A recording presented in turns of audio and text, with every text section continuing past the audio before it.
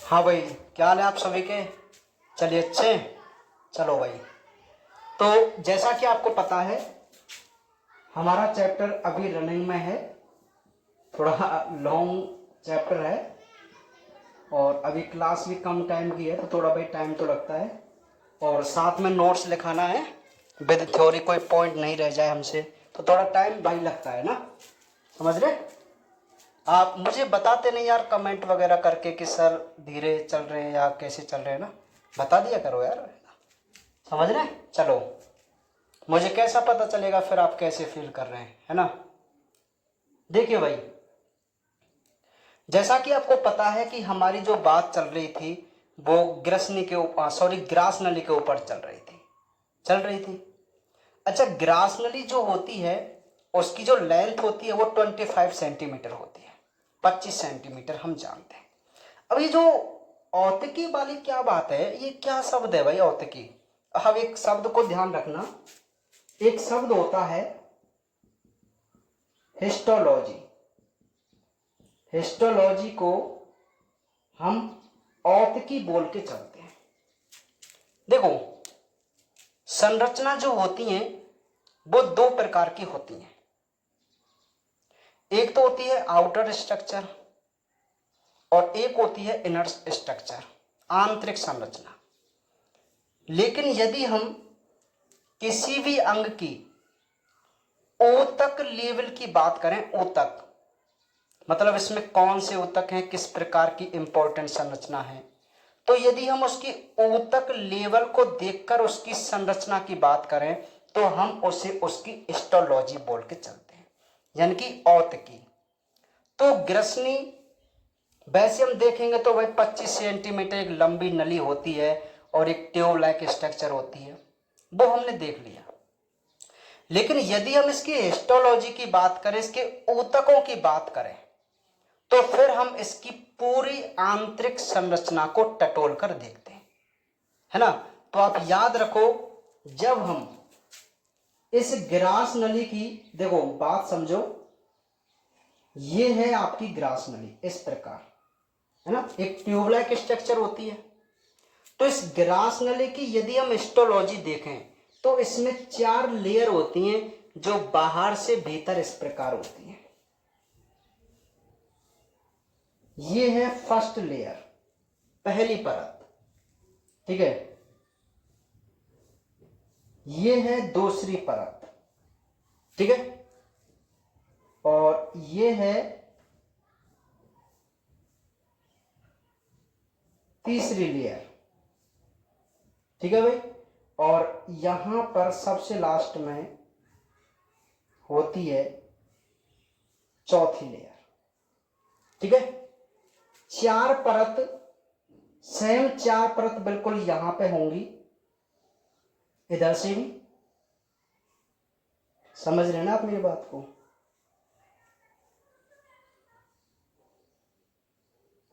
ठीक है, ये 4 लेयर हो गई भाई। अब बीच में जो आपके पास ये गैप है, केवल यही है नलीनुमा संरचना, एक नलीनुमा भाग। समझ में आ गई बात। ये एक पूरी ट्यूब थी, लेकिन इसमें इधर की तरफ भी 4 लेयर और इधर की तरफ भी 4 लेयर इसी प्रकार होंगी। और बीच में जो गैप होगा, यहीं से हमारा जो भी पार्ट है, भोजन वगैरह जो भी है, वो यहां से जाता है, ठीक है। तो ये 4 परत कौन कौन सी होती है वो आप ध्यान से समझने की कोशिश करना। सबसे बाहर की जो परत होती है वो होती है सिरोसा परत। अब ये इस ग्रास नली से ही मतलब नहीं है, हमारी आहार नाल में जितने भी ऑर्गन्स भाग लेते हैं ग्रसनी के, ग्रसिका के नीचे या ग्रसिका से स्टार्ट करके जितने भी, उन सभी ऑर्गन्स की संरचना इन्हीं 4 परतों से मिलकर बनी हुई होती है। समझ रहे ना। ये जो 4 परत हैं वो आपको बहुत अच्छी तरीके से याद रखनी है। ये आप 11th क्लास में पहली बार इन चीजों को पढ़ रहे हैं, तो आपको ये समझते हुए चलनी है। ये आगे आपके बहुत काम आएंगे बायोलॉजी में, ठीक है। तो आप याद रखो कि हर ऑर्गन्स के जो एलिमेंट्री कैनाल में होता है, पाचन तंत्र में होता है, उसकी 4 लेयरों से बना होता है। और क्रम बिल्कुल आपको याद रखना है। सबसे बाहर की जो परत है वो कौन सी है? सिरोसा परत। कौन सी? सिरोसा। दूसरी है पेशी स्तर, जिसको हम मस्कुलेरिस परत बोल के चलते हैं। और तीसरी जो परत है वो है सब म्यूकोसा। और चौथी जो परत है वो है म्यूकोसा। ठीक है, तो सबसे बाहर की परत है सिरोसा और सबसे अंदर की परत है म्यूकोसा, जिसको हम सिलेस्मा परत बोल के चलते हैं। बहुत ही इंपॉर्टेंट शब्द है म्यूकस सिलेस्मा। क्यों इंपॉर्टेंट है? क्या है सिलेस्मा? तो मैं आपको बता दूं कि नाक के माध्यम से जो हम एक लिक्विड पदार्थ बाहर निकालते हैं तो वही हमारी श्लेष्मा है। बिल्कुल इसी प्रकार का चिकना पदार्थ हमारी श्लेष्मा होता है। हमारा जो थूक होता है, स्प्लिट जो होता है, वो भी हमारी श्लेष्मा का ही भाग है। समझ रहे हैं? है ना? तो बिल्कुल इसी प्रकार की जो तरल लिक्विड जेली नुमा पदार्थ है वो हमारे ऑर्गन्स के पास रहता है। क्यों रहता है? क्योंकि वो आपस में घर्षण से बचे और कोई भी चीज उनको नुकसान नहीं पहुंचाए, है ना? और हर देखे हमारी जो नासा मार्ग है तो ये अंदर से चिकनी होती है। क्यों भाई? क्योंकि कोई भी बैक्टीरिया, वायरस, धूल के कण जाते हैं तो वो उस पदार्थ से चिपक जाते हैं। तो श्लेष्मा जो परत है ना वो हमारी बहुत ज्यादा प्रोटेक्शन करती है। ठीक है? हाँ, तो ये भाई 4 लेयर होती है। समझ जाएंगे आप, है ना? तो आप इसको स्क्रीनशॉट ले लो यार, बना लेना, कोई दिक्कत नहीं है। एक्स्ट्रा नॉलेज के लिए पढ़ते रहो आप, है ना? चलिए, अब आज जो हम बात करने वाले हैं वो मोस्टली अपने चौथे अंग वेरी वेरी इंपॉर्टेंट आमाशय के बारे में बात करने वाले हैं, जिसको हम स्टमक बोल के चलते हैं। क्या बोल के चलते हैं भाई? स्टमक बोल के चलते हैं, आमाशय बोल के चलते हैं। आपने आमाशय का नाम खूब सुना होगा भाई, सुना है आमाशय, स्टमक। तो चलिए देखते हैं स्टमक क्या होता है ना? लिखते हो चलो।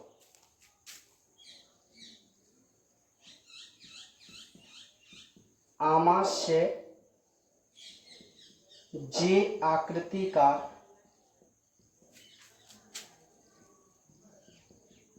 अंग होता है।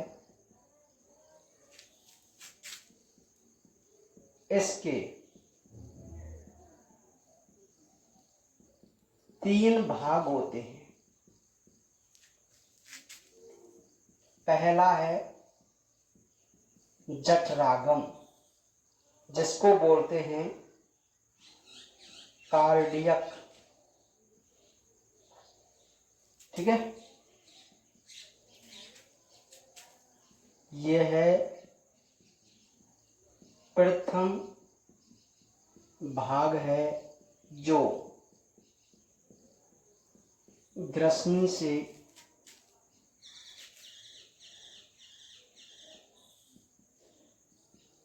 कार्डियक स्फिंक्टर जठरागम अवरोधनी द्वारा जुड़ा होता है। ठीक है, बी भाग है फंडस, इसको इंग्लिश में बोलते हैं फंडिक।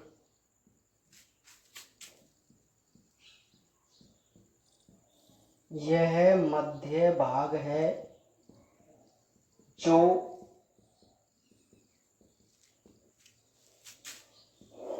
आमाशय का 80% भाग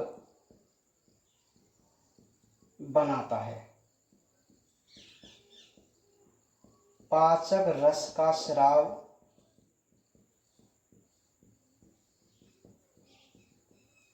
यहीं से होता है।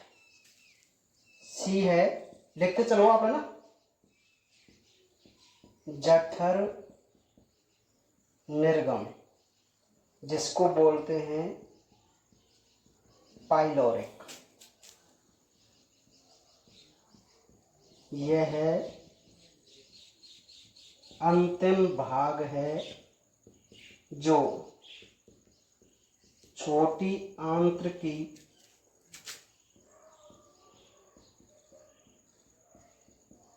ग्रहणी से पाइलोरिक स्फिंक्टर द्वारा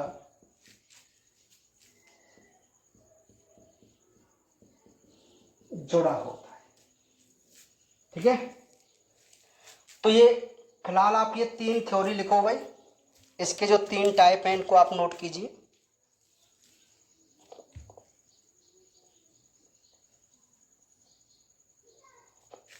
कर लिए तीनों?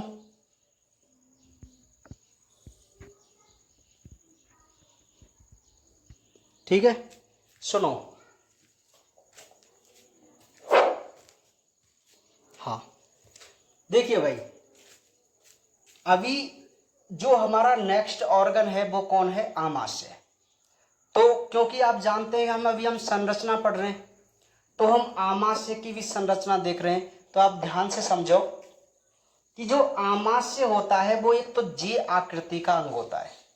आपको याद रखना है किस प्रकार की आकृति का? जे आकृति का। और इसकी संरचना की हम आउटर संरचना की बात करें तो इसके 3 भाग होते हैं। कितने भाग? 3 भाग। पहला भाग है जठरागम, जिसको कार्डियक कहते हैं। दूसरा भाग है फंडस, तीसरा भाग है जठर निर्गम। ठीक है, तो अभी हम एक डायग्राम बनाएंगे और उस डायग्राम के हिसाब से हम इस पूरी थ्योरी को 1 मिनट में समझ जाएंगे। ठीक है, डायग्राम के हिसाब से इस पूरी थ्योरी को हम समझने की कोशिश करेंगे। देखिए भाई,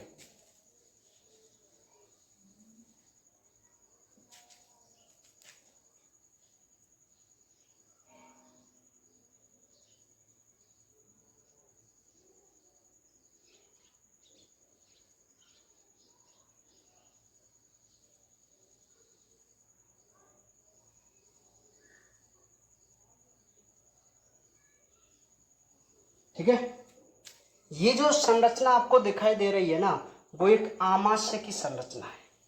ठीक है, ये वाला जो पार्ट है वो है ग्रास नली, और ये वाला जो पार्ट है वो है ग्रहणी। ठीक है, अब देखो, समझते हो आप मेरी बात को? समझिए, ध्यान से समझने की कोशिश कीजिए। ये जो आमाशय होता है इसके 3 भाग होते हैं। पहला जो भाग है ये वाला, इसको बोलते हैं हम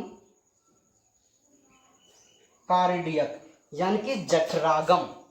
क्या बोलते हैं? जठरागम। ये जो लास्ट में भाग दिखाई दे रहा है आपको, इसे बोलते हैं पाइलोरिक, यानी कि जठर निर्गम। और बीच में जो आपको पूरा बड़ा भाग दिखाई दे रहा है ना, उसे बोलते हैं फंडस। ठीक है, तो आमाशय की संरचना हम आपको 3 भाग इसके क्लियर दिखाई दे रहे हैं। तो हम इसकी थ्योरी से इसको रिलेट करते हैं। देखो, कार्डियक, जिसको हम जठरागम बोलते हैं, वो आमाशय का पहला भाग है ना? है कि नहीं? पहला भाग है ना, पहला भाग जो किससे जुड़ा हुआ है बताओ? ग्रास नली से जुड़ा हुआ है ना। तो यहां पर एक जो वेरी वेरी इंपॉर्टेंट संरचना है, ये क्या है? ये संरचना है कार्डियक स्फिंक्टर। क्या है भाई? कार्डियक स्फिंक्टर, जिसको हम कार्डियक अवरोधनी बोलते हैं। क्या है अवरोधनी? मतलब किसी भी चीज को रोकने वाली, है ना। तो मैं आपको बता दूं, प्रकृति ने हमारी बॉडी के अंदर बहुत ही अच्छा सिस्टम बनाया है। ये और ये एक प्रकार के वॉल्व हैं, वॉल्व। जैसे कोई भी टोंटी वगैरह होती है उसमें वॉल होते हैं ना, खोलो पानी निकला, बंद कीजिए पानी बंद, होता है ना सिस्टम। तो बिल्कुल उसी प्रकार की संरचना यहाँ पे होती है। कैसे? जब भी हम भोजन करते हैं भाई, मुख से लेकर गोदा मार्ग तक जो एलिमेंट्री कैनाल है वो तो एक नलीनुमा संरचना है, समझ रहे हैं? यदि आप मुख से कोई भी चीज लेते हो तो वो तो डायरेक्ट सबसे एंड वाले पार्ट में जाएगी भाई, तो फिर भोजन का डाइजेशन और वो कैसे होगा? ठीक है, तो इसीलिए सर्वप्रथम जो भोजन हम करते हैं ना वो हमारे आमाशय में जाकर रुकता है। ठीक है ना? अब रुकने के लिए कोई ना कोई इसको रोकने वाला चाहिए ना। तो इसीलिए क्या होता है कि जब हम भोजन करते हैं तो बताओ, यदि ये ऊपर का बॉल्व बंद हुआ तो हमारा भोजन यहां पहुंचेगा क्या? नहीं। तो इसीलिए जब भी हम भोजन करते हैं तो सबसे पहले ये वॉल्व ओपन होता है। लेकिन यदि ये वॉल्व ओपन रहा, देखो ध्यान से, यदि ये ओपन है तो अच्छी बात है, भोजन आमाशय में आ रहा है। लेकिन ये भी ओपन रहा तो फिर क्या फायदा है? फिर वो निकलता जाएगा, आप लेते जाएंगे, ये निकलता जाएगा। समझ रहे हैं? तो इसीलिए क्या होता है कि जब ये कार्डियक स्फिंक्टर खुलता है तो ये जो पाइलोरिक स्फिंक्टर है, कौन सा स्फिंक्टर है ये? पाइलोरिक स्फिंक्टर, ये बंद रहता है। ठीक है, और जब ये बंद रहेगा ना तो पूरा भोजन कहाँ जाएगा? हमारे आमाशय में जमा हो जाएगा। तो देखो कितनी बड़ी संरचना है, कितनी अच्छी संरचना है ना? अब भोजन करने के बाद आपने देखा होगा कई बार हम भोजन कर लेते हैं और यदि हम उल्टा लटके, यदि आप उल्टे हो जाएं तो भाई फिर तो दिक्कत है। ये बॉल ओपन है तो पूरा भोजन यहां से बैकफ्लो हो जाएगा ना, लेकिन नहीं होता। क्यों? क्योंकि भोजन करने के तुरंत बाद ही ये वॉल्व भी क्या हो जाता है? क्लोज हो जाता है। समझ रहे हैं ना? कैसा हो जाता है भाई? क्लोज हो जाता है ना? तो आपको मैं बता दूं, कई बार आपने सुना होगा कि हम बहुत ज़्यादा खा लेते हैं, मतलब जैसे कहीं भी से इनविटेशन आ जाए कि भाई आज हमारे यहाँ से आपका निमंत्रण है, तो हम क्या करते हैं, अरे यार आज तो खाना ही नहीं खाएंगे घर का, आज तो बहुत दिनों में निमंत्रण आया, इनविटेशन आया है, वो भी लॉकडाउन में यार। समझ रहे हो आप मेरी बात को ना? तो आप क्या सोचेंगे कि भाई आज तो बहुत ज़्यादा खाना है भाई, पहली बार निमंत्रण आया लॉकडाउन में, है ना? तो आप क्या करेंगे? बहुत ज़्यादा खाएंगे। अरे मेरे भाई, जितना आप ज़्यादा खाएंगे हमारे आमाशय की जो कैपेसिटी है ना वो 1.5 से 2 लीटर की होती है, इतना ही एक्सेप्ट कर पाता है। ठीक है, उससे बाद क्या होगा? उसके बाद भैया जब तुम भोजन करते जाएंगे तो यहाँ से भरना स्टार्ट होगा और ये बॉल को पार कर जाएगा, अर्थात ग्रास नली तक पहुंच जाएगा। और आपने कभी भी सुना वो भी होगा, कहते हैं यार मैं तो आज यहाँ तक झुक गया है, और जैसे ही थोड़ा झुकते हैं ना बाहर निकल जाता है थोड़ा बहुत। समझ रहे आप मेरी बात को? इट्स एक्चुअल रियलिटी, है ना? हम गैस नहीं कर रहे, ये रियल में होता है। क्यों होता है? क्योंकि जब हम ज्यादा भोजन कर लेते हैं, है ना, तो वो भोजन, आप मुझे एक बात बताओ, इस जब आमाशय में नहीं आ रहा है तो वो यहाँ ग्रास नली में ही तो भरेगा। ठीक है, समझ रहे हैं ना मेरी बात को? तो यही सिस्टम होता है ना? तो जब हम भोजन करते हैं तो ये स्फिंक्टर की आपको बात समझ में आ रही है क्यों है? ये कार्डियक स्फिंक्टर भोजन के बैक फ्लो को रोकने के लिए होता है, मतलब वापस नहीं चला जाए, है ना? और ये जो पाइलोरिक स्फिंक्टर है वो इसको आगे की तरफ नहीं जाने देता जब तक इसका क्या नहीं हो जाए, यहां पर डाइजेशन नहीं हो जाए आमाशयम। अब 10th क्लास में आप पढ़ चुके हैं कि आमाशयम पाचन होता है, तो वो आमाशयम पाचन नहीं हो जाए इसलिए उसको यहां पर रोक के रखता है। कौन? Pyloric sphincter. क्लियर बात है? समझ में आ रही मेरी बात, है ना? तो आप संरचना पे देखिए, कार्डियक पहला भाग है, ये ग्रास नली से जुड़ा हुआ होता है, किसके माध्यम से? कार्डियक स्फिंक्टर के माध्यम से। ठीक है, ये जो बीच का भाग है फंडस, जो कि 80% बना रहा है, आप खुद देख सकते हैं डायग्राम के अकॉर्डिंग। 10% में ये है और अकेला 80% में, मतलब सबसे बड़ा भाग। और जो भी भोजन को पचाने के लिए डाइजेस्टिव ज्यूस या डाइजेस्टिव एंजाइम होते हैं वो इसी पार्ट से रिलीज भी होते हैं। ठीक है।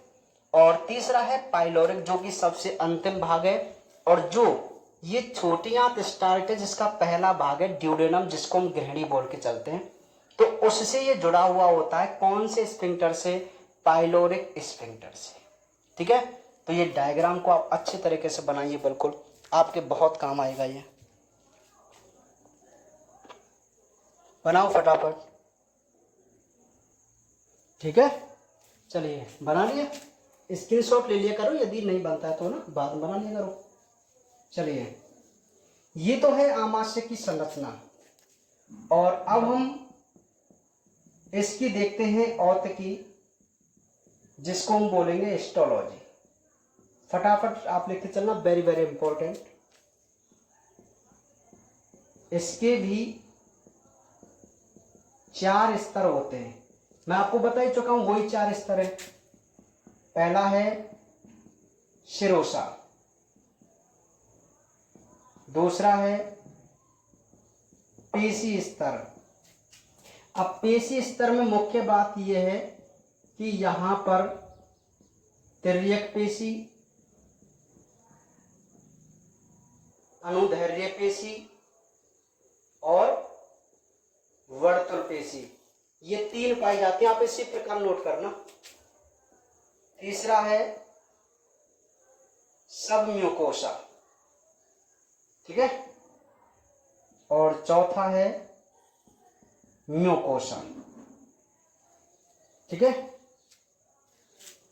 समझ रहे हैं? नोट कीजिए इनको फटाफट, फटाफट लिखते चलो, है ना। अच्छा, म्यूकोसा में एक बात और लिख देना, जठर ग्रंथि उपस्थित, है ना। नेक्स्ट पॉइंट, यहां निम्न कोशिकाएं होती हैं, ये बहुत इंपॉर्टेंट है। यहां तक लिख लिया आपने, स्क्रीनशॉट ले लो, है ना। अब मैं आगे बहुत इंपॉर्टेंट बात में लिखने वाला हूं। कोशिकाएं, नंबर 1 कोशिका, इनको आप बोलेंगे जाइमोजन, चीफ या मुख्य कोशिका। ये प्रोरेनिन व पेप्सिनोजन का स्रावण करती हैं। दूसरी है ऑक्जेंटिक कोशिका, जिनको हम अम्लजन कोशिका कहते हैं, और बहुत इंपॉर्टेंट है ना, HCl का स्रावण करती हैं। अर्जेंटाफिन, ये वैसो कॉन्स्ट्रिक्टर सेरोटोनिन का स्रावण करती हैं। नेक्स्ट है जी कोशिका, ये गैस्ट्रिन हार्मोन का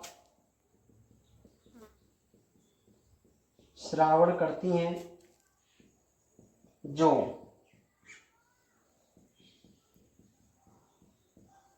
गैस्ट्रिक ग्रंथियों को